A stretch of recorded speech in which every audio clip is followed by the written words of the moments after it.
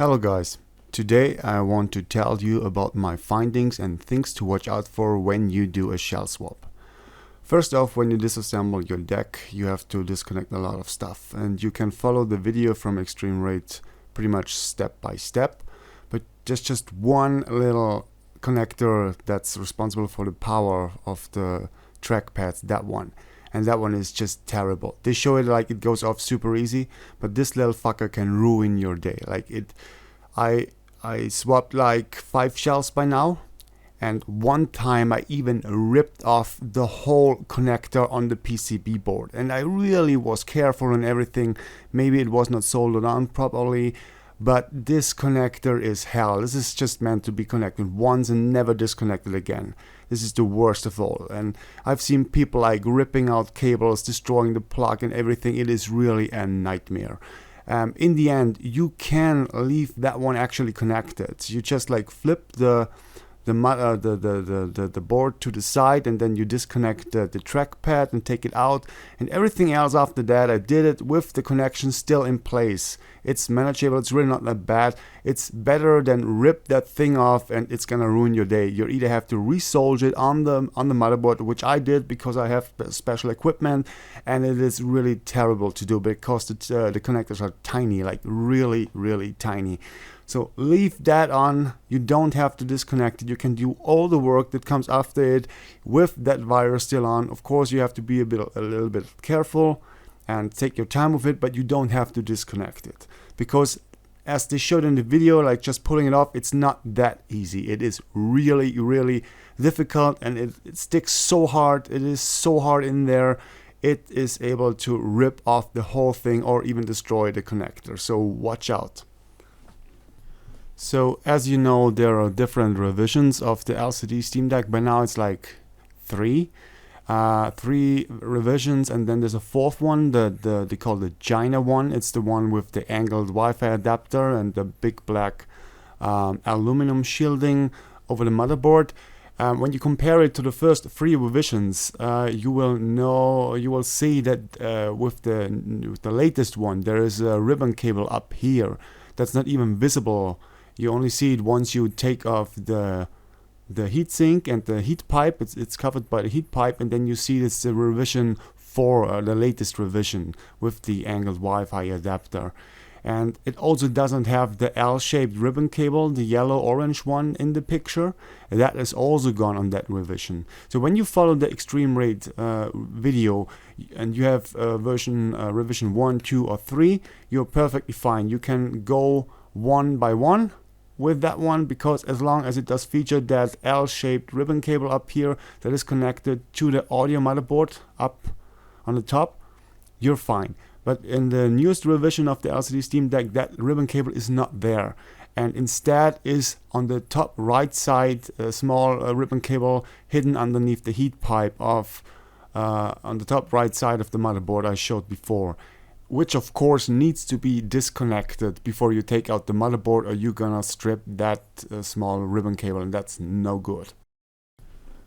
When it comes to taking out the metal frame like shown in the eXtremeRate video, you also have to be very cautious. It also depends if you have revision 1, 2, or 3 with the L-shaped audio cable I showed just a minute before, or if you have the new one. With the new one, the revision 4, the ribbon cable that holds the microphone and the ambient light sensor has a sticky stripe underneath the ribbon cable connected to the metal frame, and when you like pull out the metal frame from the back side and it's still connected and you're not careful, you can tear the ribbon cable. So before you take it out, make sure to loosen the ribbon cable with the sticky tape underneath it with revision 4.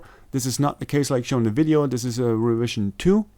No sticky tape underneath, so you can simply pull out the frame and the ribbon cable will stay in place. But with revision 4, it is glued to the metal frame, and when you just simply like pull it out, you will damage that ribbon cable. Watch out. Another issue that is coming up with replacement buttons from eXtremeRate is that people complain that suddenly their buttons are stuck or won't go to the rest position. That is caused mostly by those little bumps. When they are like made in the factory, it's injection molding and they just cut them off, and some of them are sticking out quite a bit, and that can cause the buttons to get stuck when you press them down. So you simply have to check all of them and take a knife and take off those little bumps, and then you should be perfectly fine. But that's exactly the reason why they can get stuck. If they're angled a little bit and there is something sticking out, it will get stuck. And when that one is gone and cleared off and nice and flat, this should be no issue anymore. Another issue I saw a lot of people had, like when you do a Shellswap, they also come with replacement trackpad covers. Not everyone is doing it because it is, I don't know, some people don't like the idea to take apart the trackpad. But if you do so, there's the point where you have to apply the double-sided sticky tape to the inside of the trackpad to glue the PCB on the other side, and people just quickly glue them in and just put them together, and then it looks like that or even worse. So it's very important you have to do this now, because later on you have no access to this area anymore. Take your time, use your fingernail and flatten the double-sided sticky tape nicely to the inside, and apply a lot of pressure and go over it every single millimeter and press out those tiny air bubbles.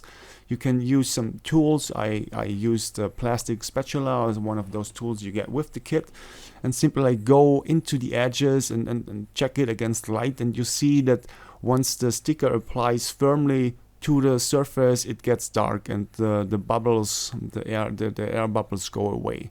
So take your time and make this looking nice and clean. As you can see here, that's how it's supposed to look, but I've seen a lot of people rushing this process, and then it looks it's just not clean. The next issue is one of the most important ones. So eXtremeRate sends you this metal pick for taking out the screen, and that is a total no-go. You can keep that thing for whatever reason, but don't ever use it to take out the screen of the deck, because metal and glass, this is a guaranteed success for breaking the glass. This is a no-go. Get one of those plastic ones. They also restrict how deep you can go in. As you can see, there's a little nose and then there's the flat surface. You cannot go too far, and those are perfectly safe to go under the screen and gently pry it after heating it up with a heat gun. But never use the metal pick. Get plastic ones, never the metal one. This will kill your display, and you have to reorder a replacement from iFixit, I guarantee it. Another thing that came to my attention is that eXtremeRate states that the original back pedals don't fit on their shells.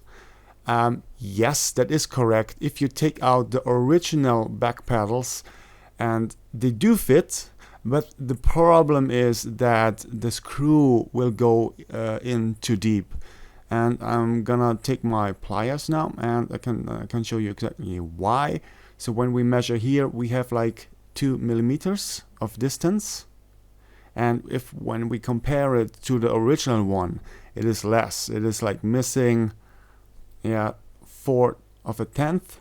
So you can use it, but you have to use washers on the screws, because if you don't use washers, the screw goes in too deep, and that causes the screw to leave white marks on the back, because the screw is going in too deep. And when you turn it around on the back side, you can see that the screw will leave a white mark, that one. It's not a big deal, but it's noticeable if you know it. And it's just the reason being, for the screw going in too far, just use 2 or 3 washers to get on the same distance, screwing distance, with the replacement from eXtremeRate when you use the original ones, and you're safe. That is the only reason. Other than that, it's working perfectly fine. and with the washers you won't leave those marks on the back. One more thing I had a pretty good laugh is like when they show in the how-to video how easy it is to separate like the trackpad cover from the PCB that's glued in with the double-sided sticky tape.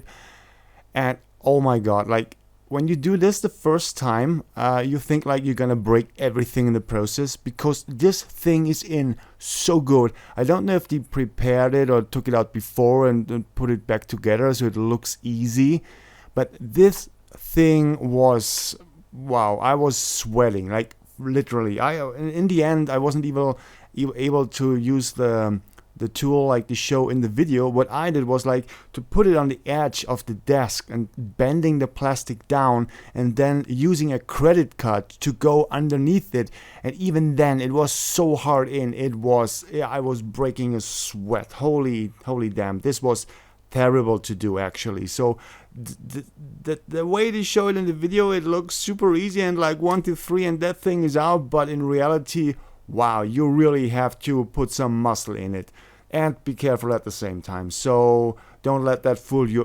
I guess that is also the reason why a lot of people just don't give up or leave it like that, because it is not coming out like they show in the video.